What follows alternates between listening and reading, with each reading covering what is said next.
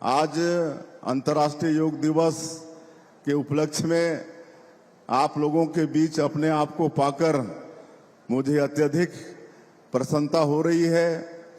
आज राज्य स्तर का ये आयोजन है, इसलिए मां महामाया की इस पवित्र धरती से मैं समस्त छत्तीसगढ़ वासियों को 12वें अंतर्राष्ट्रीय योग दिवस की बहुत बहुत बधाई देता हूं, बहुत बहुत शुभकामनाएं देता हूं। बंधुओं, योग भारत की हजारों वर्ष पुरानी परंपरा का दुनिया के लिए अमूल्य उपहार है। यह हमारे ऋषि मुनियों की तपस्या और हमारी जीवन पद्धति का परिणाम है।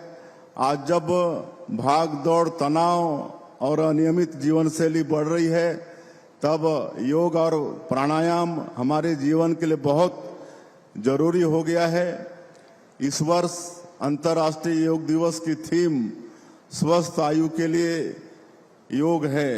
यह थीम बहुत महत्वपूर्ण है क्योंकि योग हर उम्र के व्यक्ति को सक्रिय, स्वस्थ और सुखी बनाए रखने की शक्ति देता है।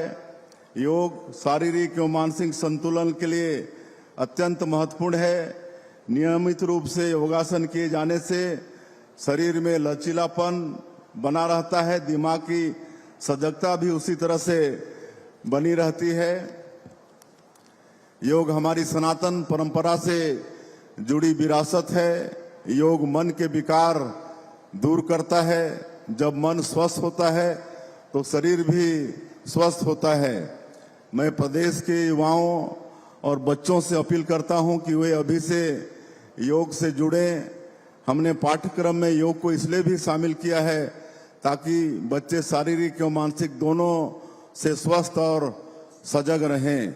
जो लोग अब तक किसी कारण से योग को नहीं अपना सके हैं, उनसे मैं आग्रह करता हूं कि आज से ही इसे अपने जीवन शैली का हिस्सा बना लें। हमारी परंपरा में कहावत है, जब जागो तब सवेरा। तो शुभ काम को अपनाने के लिए कभी विलंब नहीं होता है।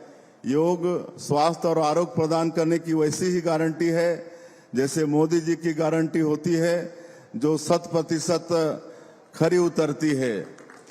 देश के यशस्वी प्रधानमंत्री श्री नरेंद्र मोदी जी ने योग को भारत की सीमाओं से निकालकर विश्व के जन जन तक पहुंचाया। योग भारत की वैश्विक पहचान बन चुका है। प्रधानमंत्री जी ने 27 सितंबर 2014 को संयुक्त राष्ट्र महासभा में अंतर्राष्ट्रीय योग दिवस का प्रस्ताव रखाया। यह भारत की सांस्कृतिक शक्ति का परिणाम है कि बहुत कम समय में दुनिया ने इस प्रस्ताव को स्वीकार किया। विश्व के अनेक देशों में योग दिवस मनाया जा रहा है। संयुक्त राष्ट्र मुख्यालय से लेकर छोटे छोटे नगरों तक योग का संदेश पहुंच रहा है। यह भारत की संस्कृति और भारत के नेतृत्व की बहुत बड़ी उपलब्धि है। महर्षि पतंजलि ने योग को व्यवस्थित रूप दिया। उनके योग सूत्र ने पूरी दुनिया को बताया कि योग मन को नियंत्रित करने और आत्मबल बढ़ाने का मार्ग है। भगवान शिव को आदि योगी कहा गया है। भगवान श्री कृष्ण ने श्रीमद् भागवत गीता में कर्म योग, ज्ञान योग और भक्ति योग के माध्यम से जीवन का संतुलित मार्ग बताया है।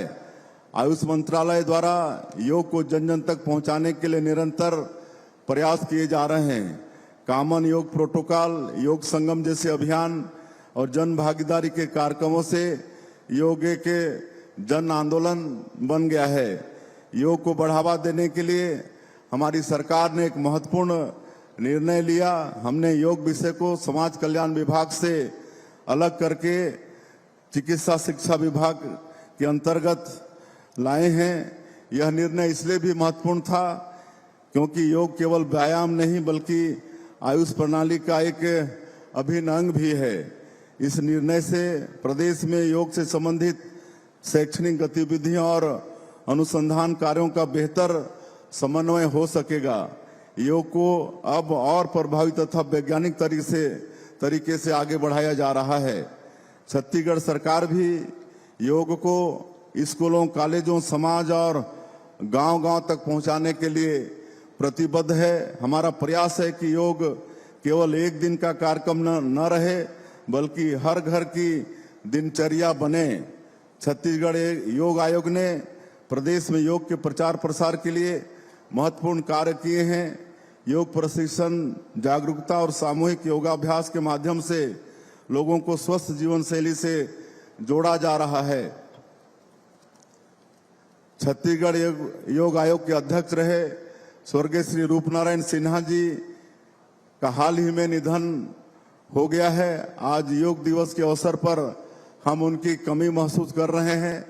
पिछले साल उन्होंने जसपुर में प्रदेश स्तर के कार्यक्रम का आयोजन किया था और मैं चाहूंगा कि उनके प्रति सच्ची श्रद्धांजलि यही होगी जब हम योग को अपने जीवन में दिनचर्या का विषय बनाएंगे।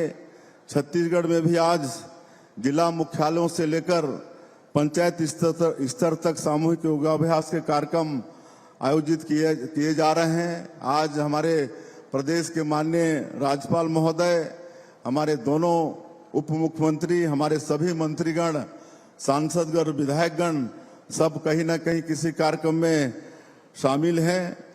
और ये सरगुजा की धरती प्रकृति और संस्कृति की धरती है। यहाँ की जनजातीय परंपराओं में प्रकृति के साथ सामंजस्य का भाव है। योग भी हमें यही सिखाता है कि मनुष्य प्रकृति और समाज के बीच सदैव संतुलन बना रहे। योग का सबसे बड़ा लाभ यह है कि इसे करने के लिए किसी महंगे साधन की जरूरत नहीं होती। थोड़ा समय, साफ स्थान और नियमित अभ्यास यही योग के लिए पर्याप्त है। प्राणायाम योग का अत्यंत महत्वपूर्ण हिस्सा है। गहरी और संतुलित श्वास से शरीर में ऊर्जा बढ़ती है, मन शांत होता है और एकाग्रता बढ़ती है। प्राणायाम हमें भीतर से मजबूत बनाता है। विद्यार्थी यदि नियमित योग और प्राणायाम करें तो उनकी एकाग्रता, स्मरण शक्ति और आत्मविश्वास बढ़ता है। युवाओं के लिए योग फिटनेस, अनुशासन और सकारात्मक सोच का सरल मार्ग है। योग युवाओं में अनुशासन और आत्मविश्वास पैदा करता है और यही आत्मविश्वास उन्हें जीवन के हर क्षेत्र में आगे बढ़ने की ताकत देता है। आज आप सब लोग देखते हैं कि लोग मधुमेह, उच्च रक्तचाप, मोटापा, तनाव और अनिद्रा जैसी समस्याओं से ग्रसित हैं। नियमित योगाभ्यास इन समस्याओं से बचाव और जीवन शैली सुधार में सहायक भूमिका निभाता है। प्रधानमंत्री श्री नरेंद्र मोदी जी के नेतृत्व में भारत आर्थिक विकास के साथ साथ सांस्कृतिक गौरव को भी आगे बढ़ा रहा है। भारत दुनिया को केवल तकनीक और विकास ही नहीं बल्कि स्वस्थ और शांत जीवन का मार्ग भी दे रहा है। मेरी समस्त प्रदेशवासियों से अपील है कि योग, प्राणायाम और ध्यान को अपनी दिनचर्या का हिस्सा बनाएं। यह समय आपके स्वास्थ्य, परिवार और भविष्य के लिए सबसे अच्छा निवेश है। स्वस्थ व्यक्ति से ही स्वस्थ परिवार, स्वस्थ समाज और स्वस्थ छत्तीसगढ़ बनेगा। मैं आप सब लोगों से अनुरोध करूंगा कि आप सब लोग आज अंतर्राष्ट्रीय योग दिवस के अवसर पर संकल्प लें कि इस योग को अपने में तो उसको ग्रहण करेंगे ही, दिनचर्या का उसको हिस्सा बनाएंगे, लेकिन इस योग को पूरे प्रदेश के जन जन तक पहुंचाने का काम भी आप सब लोग करेंगे, ऐसा आप सबसे मेरा आग्रह होगा। और एक बार आप सभी लोगों को भारी संख्या में यहाँ पर आज इस आयोजन में आप सब लोग शामिल हुए हैं। आप सभी लोगों को अंतर्राष्ट्रीय योग दिवस की बहुत बहुत बधाई और शुभकामना देते हुए मैं अपनी बात समाप्त करता हूँ। जय हिंद, जय छत्तीसगढ़।